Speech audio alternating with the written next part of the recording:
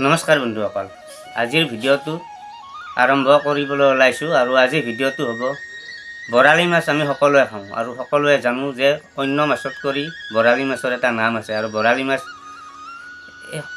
বহু ডাঙৰ হয়। অন্য মাছত কৰি তুলনাত এই বৰালি মাছটো বহুত ডাঙৰ হয়। আজি সেয়ে বৰালি মাছৰ এনেকুৱা এটা চিন আছে, তাৰ যদি আপোনালোকে পেটটোৰ পৰা ফিচালৈ চাই এটা মানুহে হাতেৰে চিলাই কৰাৰ নিচিনা এটা ধুনীয়া চিন আছে আৰু এই চিনটোৰ আজি ৰহস্য জানিবলৈ চেষ্টা কৰিম।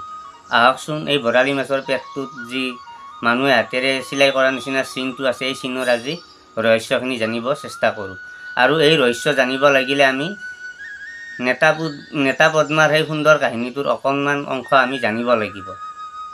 যেতিয়া বিয়া ৰাত্ৰি বেউলা আৰু লক্ষিন্দৰ মেৰঘৰত শুই আছিল আৰু তেতিয়া লক্ষিন্দৰক কালনাগে দংশন কৰিছিল আৰু সেই কালনাগৰ দংশনত লক্ষিন্দৰৰ মৃত্যু হৈছিল। আৰু যেতিয়া লক্ষিন্দৰৰ মেৰঘৰৰ ভিতৰত মৃত্যু হৈছিল আৰু তেতিয়া সেই ৰাজ্যত হোৱা দোৱা লাগি গৈছিল আৰু চান্দ সদাগৰ আৰু তেওঁৰ লগুৱাসকল সকলোৱে ওলাই আহি গম পাইছিল যে লক্ষিন্দৰক সাপে খুটি মাৰিলে। ইতিমধ্যে চান্দ সদাগৰৰ এটাকৈ 6টা পুত্ৰ আগতে মৰিছিল আৰু সেই সাপৰ দংশনতে।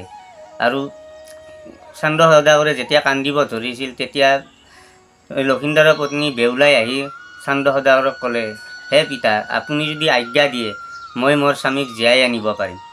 আৰু এই অসম্ভৱ কথাটো শুনি ৰাজ্যৰ সকলো প্ৰজাই ইয়াক কেতিয়াও সম্ভৱ হ'ব নোৱাৰে, সকলোৱে ইয়াক বিশ্বাস কৰিব টান পালে। কিন্তু চান্দ সদাগৰে বিশ্বাস কৰিলে, কাৰণ যেতিয়া লক্ষিন্দৰৰ বাবে বেউলাক চাবলৈ গৈছিল তেতিয়া লোহাৰ চাউল সিদ্ধ কৰি লক্ষিন্দৰ আৰু চান্দ সদাগৰক বেউলাই ভাত বনাই খুৱাইছিল। সেয়েহে তেওঁ লগুৱাৰ হাতে বেউলাক যিখিনি জগৰ আদি লাগে সকলো সুবিধা লগুৱাক আদেশ দিলে কৰি দিবলৈ।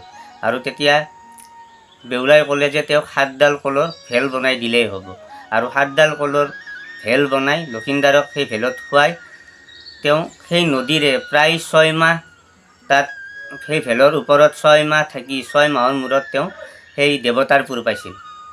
আৰু যেতিয়া তেওঁ দেৱতাৰপুৰলৈ তেওঁৰ স্বামীক জীয়াবলৈ নি আছিল আৰু তেতিয়া দিনৰ পিছত দিন তাৰপিছত যেতিয়া মাহ বাগৰি গৈ আছিল তেতিয়া সেই মৃত লক্ষিন্দৰৰ দেহাটো পচি গলিব আৰম্ভ কৰিছিল।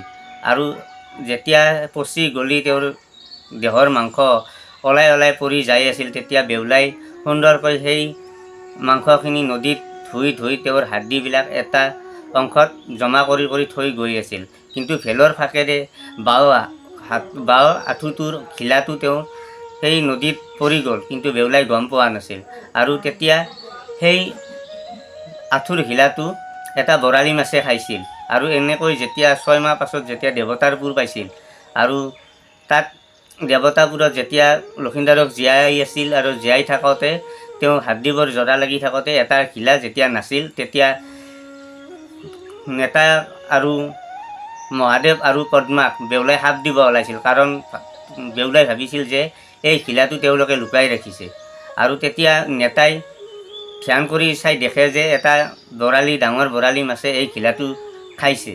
আৰু তেতিয়া তেওঁ এই লগুৱা লগাই তাত নদীত জাল মাৰি সেই বৰালি মাছটো তেওঁ উদ্ধাৰ কৰিলে আৰু বৰালি মাছৰ পেটটো কাটি তাৰ পৰা ঘিলাটো বাহিৰ কৰিলে আৰু সেই নেতাই ধুনীয়াকৈ হাতেৰে চিলাই কৰি দিয়ে, যিহেতু তেওঁলোকে দেৱতাই সকলোৱে কৰিব পাৰে। আৰু নেতা আছিল মহাদেৱৰ ডাঙৰ জীয়াৰী, সেয়েহে তেওঁ নকৰা বা তেওঁ কৰিব নোৱাৰা কাম একো নাছিল। সেয়েহে বৰালি মাছটো পেটটো কাটি ঘিলাটো উলিয়াই আগৰ নিচিনাকৈ ধুনীয়াকৈ চিলাই কৰি দিছিল। আৰু নেতাই বৰালি মাছটোক কৈছিল, তই যিহেতু এটা মহৎ কাম কৰিলি, তোৰ মুখৰ আধাৰ আমি আনিলোঁ আৰু এই চিনটো অকল তোৰেই নহয়, গোটেই বৰালি মাছৰে পেটত এই চিনটো থাকিব আৰু মাছৰ ভিতৰত তয়ে সকলোতকৈ আকৰ্ষণীয় মাছ হবি। এনেকৈ নেতাই সেই বৰালি মাছটোক আশীৰ্বাদ দিছিল আৰু তাৰপিছত ঘিলাটো আনি লক্ষিন্দৰক সেই দেৱতাৰপুৰত জীয়াই তুলিছিল। আৰু এয়েই আছিল আজিৰ এই বৰালি মাছৰ পেটত থকা মানুহে হাতেৰে চিলাই কৰি দিয়াৰ নিচিনা এই চিনটোৰ ৰহস্য। বন্ধুসকল, এই কথাখিনি জানি আপোনালোকে কেনে পালে কমেণ্ট কৰি জনাব।